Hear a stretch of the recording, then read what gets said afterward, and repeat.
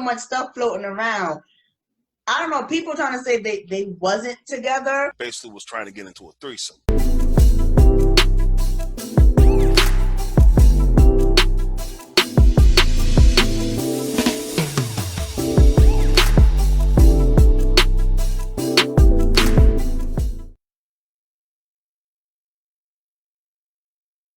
What's going on, ladies and gents? Welcome to another experience known as Kay and Manny. I am the one they call Manny. She's the lady of all K's. And today we're still doing our part called Till Death Do Us Part. And we have a special guest in the building. Yes, we do. I have the pleasure of bringing this beautiful lady joining us today. She wears multiple hats. Oh my gosh. And one thing that I love about Heidi is that, she stands firm on her word. So everyone, please help us introduce Pastor Heidi Mercado. Welcome, Heidi. Welcome. Thank you for having me, Kalima and Manny. You're very welcome, Heidi. Today is kind of like a relaxed day because it's 11 a.m. on a Saturday and people are watching. But we still want to bring forth a powerful word to you today. But we're in relaxed mode because you know why we're in relaxed mode? Because today we're going to be talking about the power of intimacy and how it's so important and it plays a big factor in the marriage bed, in the marriage, relationship. So one of the first questions, Heidi, that I wanted to ask you is, do you feel a marriage can survive without intimacy? Wow, that's a good question. Right. My first instinct would say no. You need intimacy. Absolutely. It is necessary. Absolutely. So let's talk about how the importance of it. Let's talk about and what does it bring, to the marriage? Yeah, definitely. I would have to say that, mainly the first reason why intimacy is important. It's a two-way street, right? In a marriage. So we want to be sure that when we are in a marriage and a relationship that you are giving what you would like to receive. We are human beings that desire to be intimate, which means that we are to be intimate with our spouse because we know that our spouses want to be intimate with us. So it's reciprocal. It's supposed to be a two-way street. It's not supposed to be that I love you, I care for you, but I'm not getting nothing in return. So it's supposed to be reciprocal. So the importance of intimacy is not only sharing in what's the obvious, right? Physical, which is absolutely necessary. It's necessary because God ordained it to be so when he told Adam and Eve in the garden, right? He said, be fruitful and multiply. You cannot be fruitful and multiply if there's no intimacy, right? So intimacy is actually commanded by the Lord. He desires for those who are in a marriage, in a union that have decided to come together to become one. So to become one means to be intimate. Right. And just to give everyone some type of clarity, because some people don't even know the true meaning of intimacy. So Heidi, what is your definition of intimacy? Wow, that's a great question. I really believe that intimacy, along with, being physical, having that emotional intimacy, having that open communication intimacy, having that, we respect each other and we set boundaries because it's going to create the deeper parts of intimacy. It's going to be so much better when you have everything else that's prerequisite to get to the deeper parts. So what am I saying by that? You can't get into intimacy unless you have already set some things in line prior so that you know how you're going to go forth in your marriage and everything that you do. So I'll give you an example. Like my husband and I, we've been married for about 13 years. Wow. And we have decided from day one, things that we will do and things that we won't do. That creates intimacy. Why? Yeah. Because we know our boundaries, we know our limits, we know where we won't overstep. When we know that ahead of time, then you can have an intimacy. You can have an intimacy in your conversations. You can have intimacy in just being together without being physical. And then, of course, when you are physical, when you are in having intimate relations, there's a deeper intimacy because you're one, you're connected in body, mind, and soul. So it goes just beyond all the other things that we see with the eye. It goes deeper into what you don't see. Absolutely. I would even suggest that is something that's spiritual, the intimacy. You can be with your spouse in a place, and you and your spouse can just look at each other because there's an intimacy within each other that you know of that nobody else knows. That's intimacy, because nobody can tap into your intimacy with your spouse.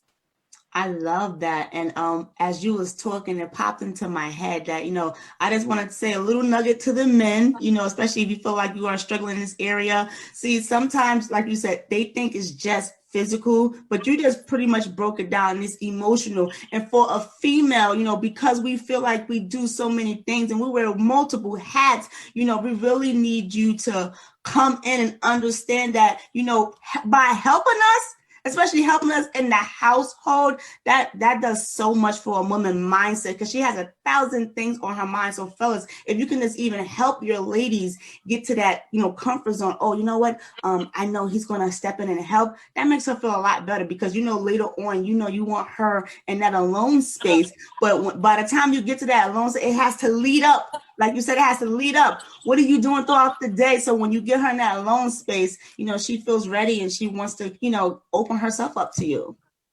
Exactly. And I love that you're saying that, because that's one of the things that my husband and I were so big on. Because we're a team, we can see if we're tired.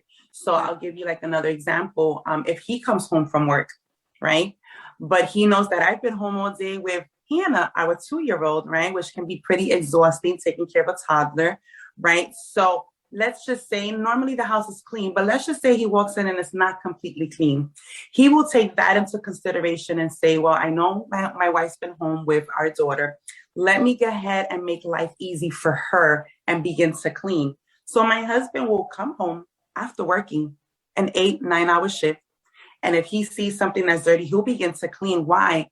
Because in our intimacy, he knows that I needed that so that I can be at peace.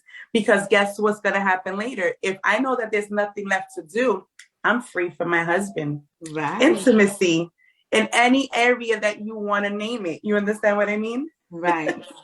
Right. And I think it takes a mature person to do that, because some men have the mentality, oh, I came home and the house is not clean. Instead of saying, you know what, like you just said, Stephen identified, she got our 2-year-old. She's probably been, studying, and she's also running the business. You know what, let me just step in, because, I'm just going to do. And that's what we want. We just want you to step in and do.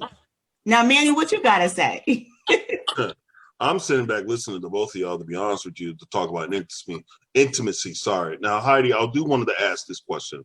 You mentioned different types of intimacy, such as emotional, physical, and everything in between. Talk about some of the behaviors that may rob intimacy from a marriage. Wow, some behaviors that may rob intimacy from a marriage. That's a great question. I think the lack of communication. I think when one spouse may not be sharing everything to their spouse, I think that is the beginning of allowing anything to come into the marriage and will rob the intimacy. Why? Because in order to become one, there has to be transparency. There has to be an honest relationship where I'm sharing with you, you're sharing with me. I know how you feel. You know how I feel. When we know how we feel, we can understand each other and we can come to a mutual understanding. Once we have that mutual understanding, then we know that we're not going to allow anything to come rob the intimacy. So I would definitely have to say, Manny, that the lack of communication of anything, it can be something so small, but anything that is not exposed is something that will just remain around, and it will rob the intimacy. Now, once it's been robbed, well, let's play devil's advocate. Ooh. And I'm good at that. Say, for example, a couple or something happened and then the intimacy is out the window. What can you do to bring it back? So, yeah, wow, that's a great question. I would definitely have to say that the only way to go from being in a position where the intimacy has left to bringing it back is, again, sitting down and communicating. Mm-hmm. So I can speak from a woman's perspective, not necessarily a man. A woman desires to be heard. A woman desires to be validated.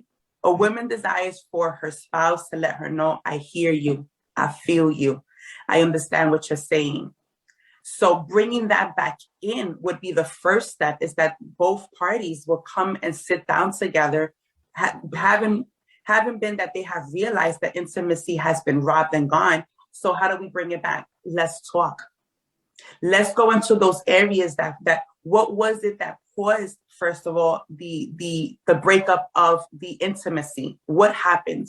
Let's go back to that. And I know some people they may say, well, I want to go backwards. Well, sometimes you got to go back to pick up something in order to go forward. Yes. So I would definitely have to say that sitting down and discussing, let's go back to where it was and what happened. And let's figure out now how we can get better from that point so we can get our intimacy back in place.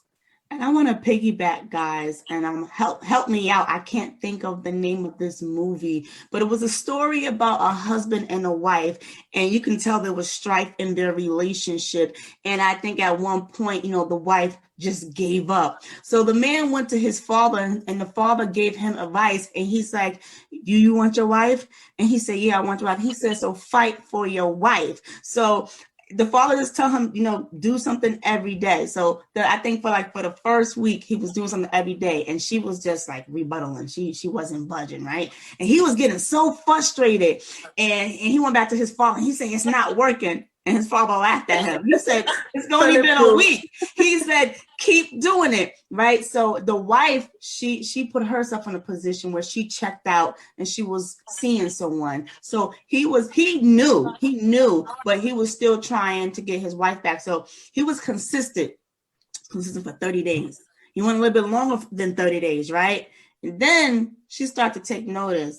She started to smile again. She started to look at her husband a little bit different. And I'm saying all of this because sometimes it does happen. One might step, their mind, they done checked out, but one is still there. And that's why the vows are so important, because you chose this person to spend this lifetime with. So you made a commitment to fight and you put the work in, and it was able to reconnect. But so many people, they feel like, I tried and it was a month or two and she didn't, but that, it's going to take longer than that, especially if there's damage there and you're the reason for the cause. And that's the thing. A lot of people don't want to take responsibility that they played the part, and they think someone's supposed to just budge. If it took a long time just to break, to get from that part, it's going to take time for it to get back. But you have to ask yourself, are you committed?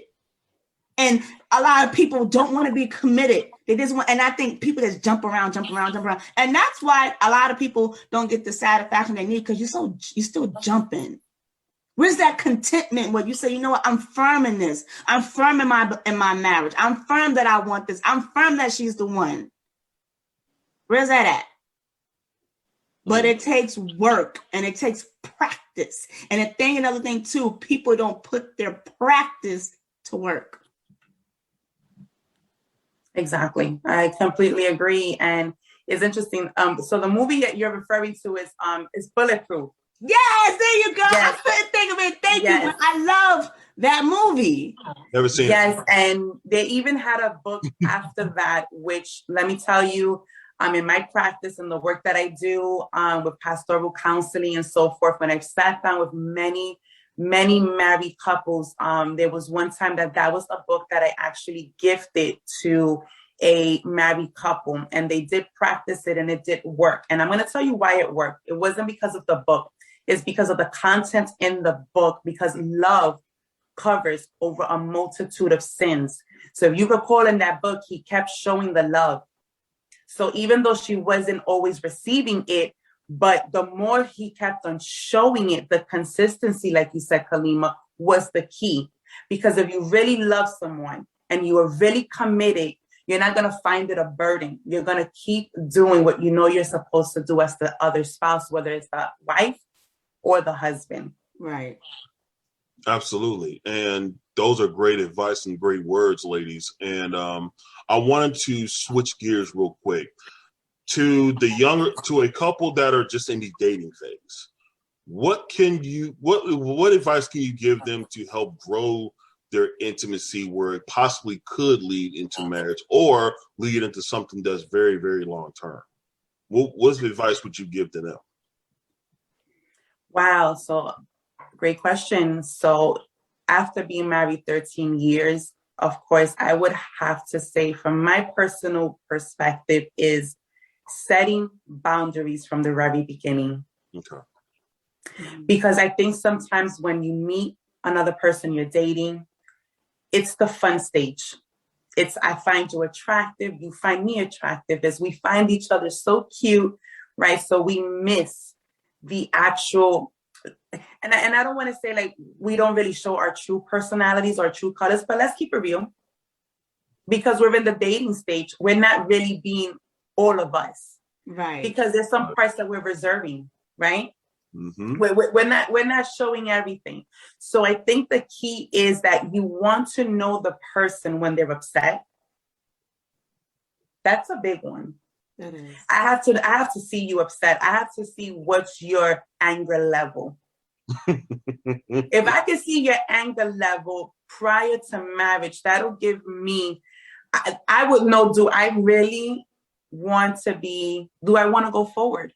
Right. Because let's say I see how he snaps. I see how, you know what I'm saying? You may not always see it, but the more you continue to date, eventually the way the person is, it will surface. You will see the true colors, the true personality that will come out. And I believe that those are essential in order to determining whether you want to go forward in a marriage or not. Absolutely. Because ultimately you want to, right? In my view, a marriage has to be healthy.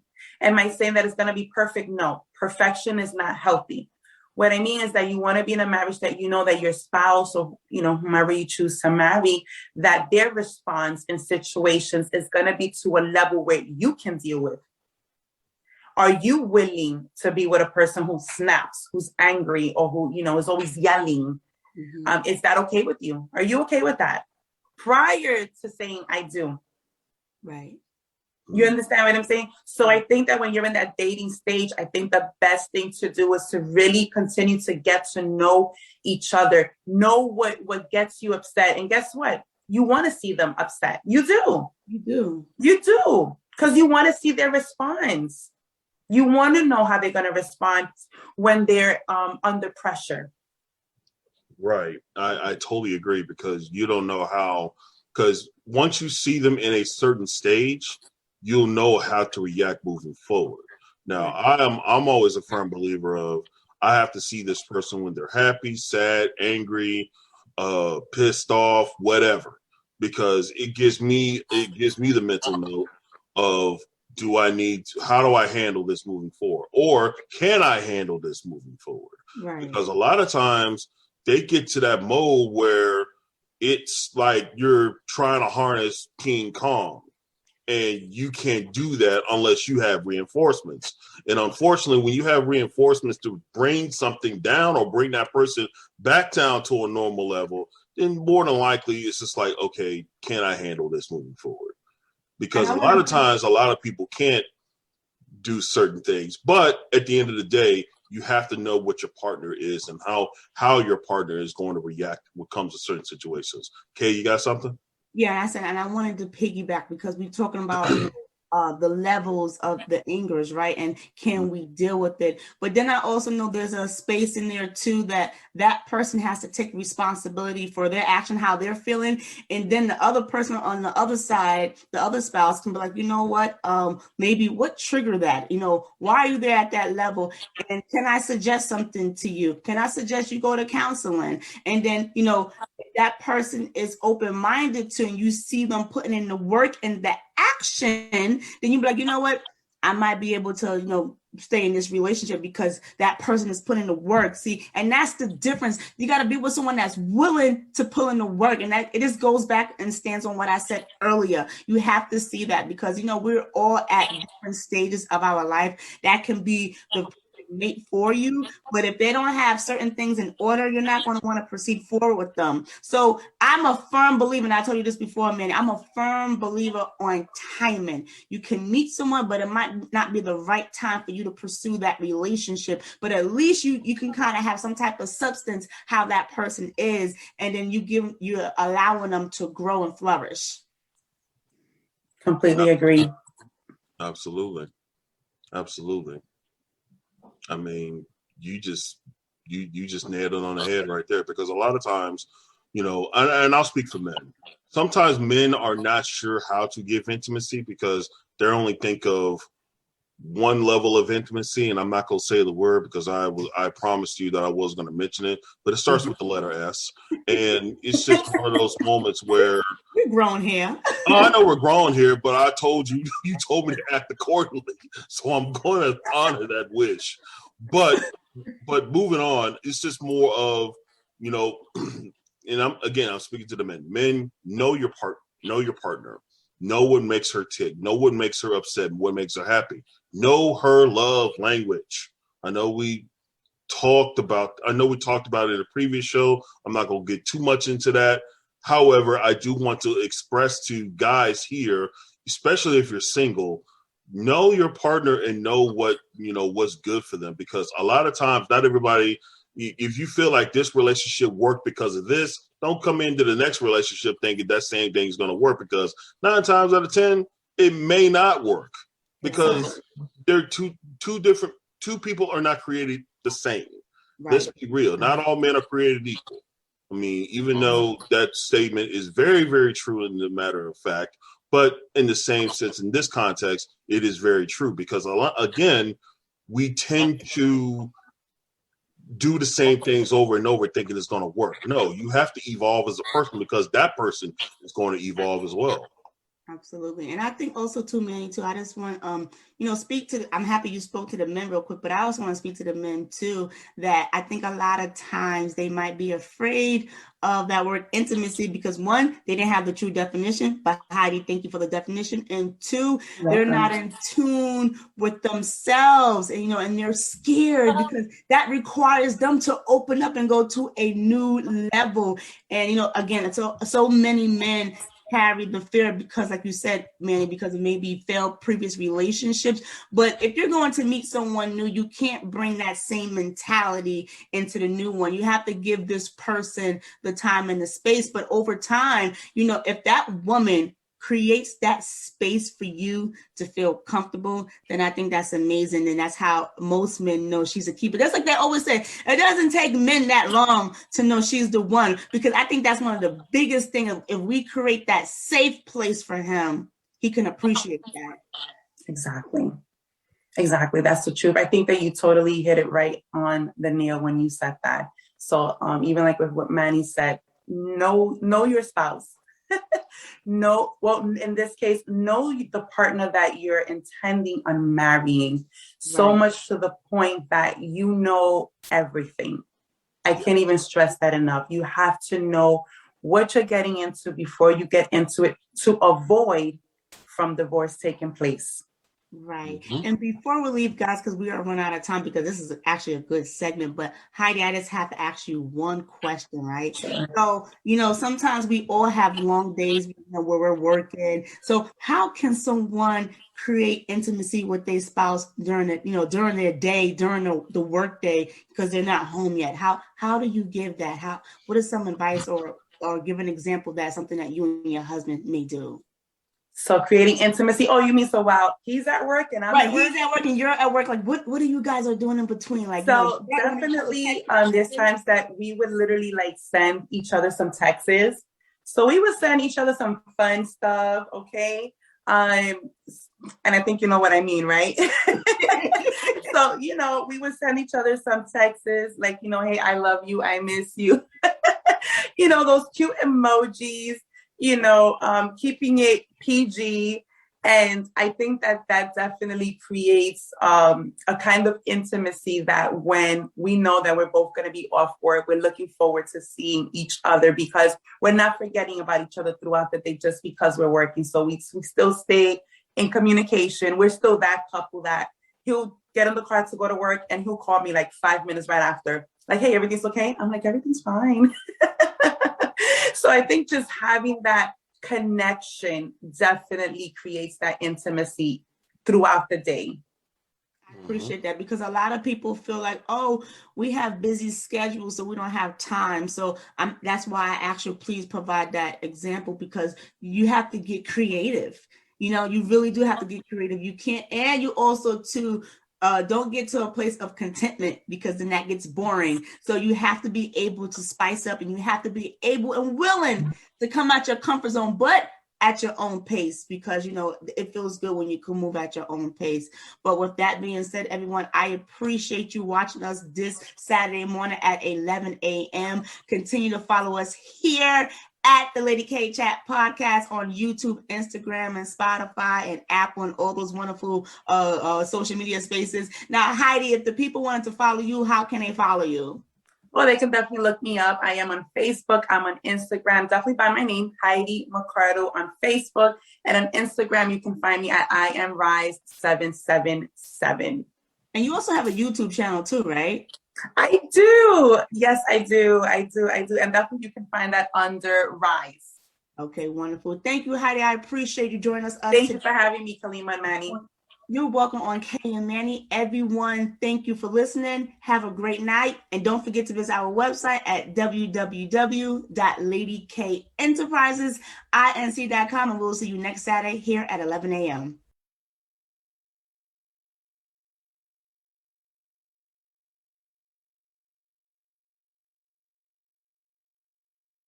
Lady K.